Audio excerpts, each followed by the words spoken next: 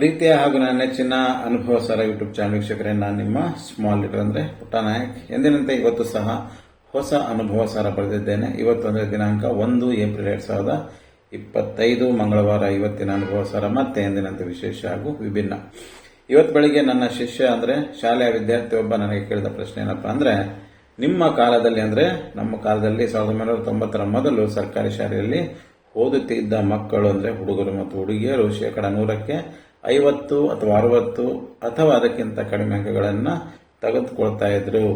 ಹೀಗಿದ್ದರೂ ಸಹ ಎಲ್ಲರೂ ಜಾಣರಿರ್ತಾ ಇದ್ರು ಮತ್ತು ಧೈರ್ಯವಂತರು ಸಹ ಇದ್ರು. ಅದರ ಜೊತೆಗೆ ಸಾಮಾನ್ಯ ಜ್ಞಾನವೂ ಸಹ ಇರ್ತಾ ಇತ್ತು. ಆದರೆ ನಮ್ಮ ಕಾಲದಲ್ಲಿ ಅಂದರೆ 20ನೇ ಶತಮಾನದ ನಂತರ ಅಥವಾ ಈಗ 2025ರವರೆಗೆ ಬಹಳಷ್ಟು ವಿದ್ಯಾರ್ಥಿ ಮತ್ತು ವಿದ್ಯಾರ್ಥಿನಿಯರು 100ಕ್ಕೆ 100ರಷ್ಟು ಅಂಕಗಳನ್ನು ತಗೊಂಡ್ರು. ಬಹಳಷ್ಟು ಜನರಿಗೆ ಸಾಮಾನ್ಯ ಜ್ಞಾನ ಇಲ್ಲ, ಧೈರ್ಯವೂ ಇಲ್ಲ. ಯಾಕೆ, ಏನು ಸಮಸ್ಯೆ ಅಂತ ಈ ಪ್ರಶ್ನೆ ಹಿಂದೆ ಬಹಳ ಅರ್ಥ ಇದೆ ಮತ್ತು ಇದರಲ್ಲಿ ಅವರವರ ತಂದೆ ತಾಯಿಯ ಕಷ್ಟ ಇನ್ನೂ ಇದೆ.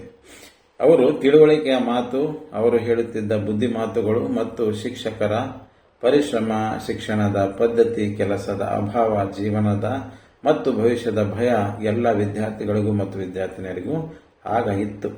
ಅಂದಿನ ಹುಡುಗಿಯರು ಅಂದರೆ ವಿದ್ಯಾರ್ಥಿನಿಯರಿಗೆ ತಮ್ಮ ಭವಿಷ್ಯದ ಬಗ್ಗೆ ಭಯ ಬಹಳನೇ ಇತ್ತು. ಅಮ್ಮ ಅಪ್ಪನ ಭಯ ಸಹ ಇತ್ತು. ಶಿಕ್ಷಕರ ಭಯ ಅಂತೂ ಇದ್ದೇ ಇತ್ತು. ಓದುವುದನ್ನು ಬಿಟ್ಟು ಮನೆ ಕೆಲಸ, ಅಡುಗೆ ಕೆಲಸ, ಅವರವರ ಜಾತಿ ಪದ್ಧತಿ, ಸಂಸ್ಕೃತಿ ಎಲ್ಲವನ್ನೂ ಕಲಿಯಬೇಕಾಗಿತ್ತು. ತಂದೆ ತಾಯಿ ಮತ್ತು ಮಾತು ಎಂದರೆ ವೇದವಾಕ್ಯ ಆಗಿತ್ತು.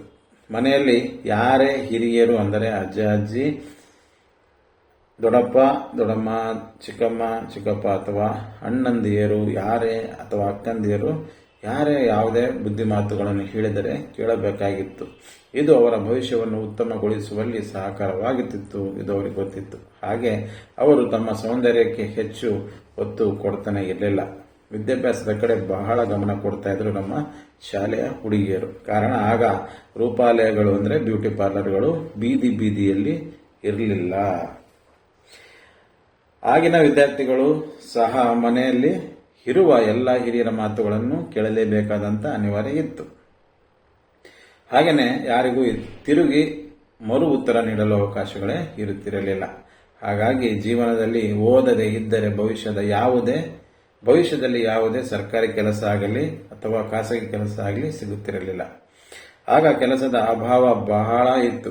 ಸಮಾಜದಲ್ಲಿ ವಿದ್ಯಾವಂತರು ಹೆಚ್ಚು ಇದ್ದರೆ ಕೆಲಸದಲ್ಲಿ ಇರುವ ಹುದ್ದೆಗಳು ಬಹಳನೇ ಕಡಿಮೆ ಇತ್ತು. ಅಂದರೆ ಕೆಲಸ ಬಹಳ ಖಾಲಿ ಇರ್ತಾನೆ ಇರಲಿಲ್ಲ. ಹಾಗಾಗಿ ಎಲ್ಲರಿಗೂ ಅವರವರ ಭವಿಷ್ಯದ ಬಗ್ಗೆ ತುಂಬ ಆತಂಕ ಇತ್ತು. ಬಹಳಷ್ಟು ಜನ ವಿದ್ಯಾರ್ಥಿನಿಯರು ಕಷ್ಟಪಟ್ಟು ಓದಲೇಬೇಕಾದಂಥ ಅನಿವಾರ್ಯತೆ ಆಗಿನ ಕಾಲದಲ್ಲಿ ಇತ್ತು.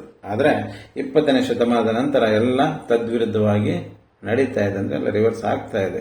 ಮನೆಯಲ್ಲಿ ತಾಯಿ ತನ್ನ ಮಗಳಿಗೆ ಸಂಸ್ಕಾರವನ್ನು ಕಲಿಸದೆ ಮದುವೆ ವಯಸ್ಸಿಗೆ ಬಂದರೂ ಸಹ ಚಿಕ್ಕ ಮಗುವಿಗೆ ಕೈ ತುತ್ತು ತಿನ್ನಿಸುವ ಹಾಗೆ ತಿನ್ನಿಸುತ್ತಾಳೆ. ಇನ್ನು ಮನೆ ಕೆಲಸ ತಾನು ಮಾಡದೆ ಮಗಳಿಗೂ ಕಲಿಸದೆ ಕೆಲಸದೊಳಗೆ ಇಟ್ಕೊಳ್ತಾಳೆ. ಮತ್ತೆ ಪಾರ್ಕಿಗೆ ಹೋಗ್ಬಿಟ್ಟು ವ್ಯಾಯಾಮ ಮಾಡ್ತಾಳೆ.